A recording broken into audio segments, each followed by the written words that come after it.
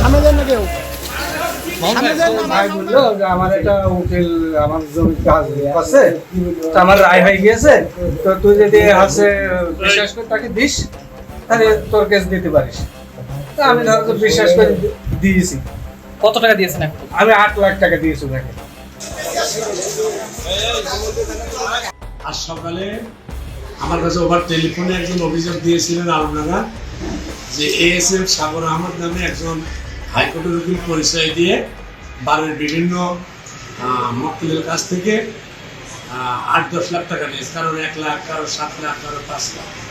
পরে সকালে একজন এসে আমাদের কাছে দরখাস্ত দিয়েছেন, 1,03,000 টাকা দিয়েছেন। এরপর থেকে এএসএফ সাগর আহমেদ আর তার ফোন ধরে না।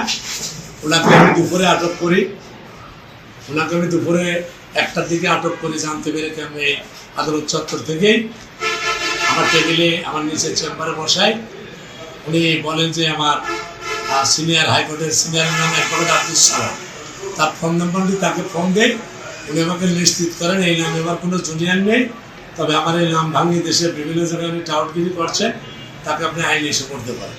পরে আমি তাকে আমার অফিস স্টাফ দিয়ে মানে আমাদের নজরবন্দি করে আমাদের এই আইনজীবী সমিতির দোতলা আমাদের অফিস কক্ষে তাকে ভালোভাবে বসতে দিয়ে আটক রাখি।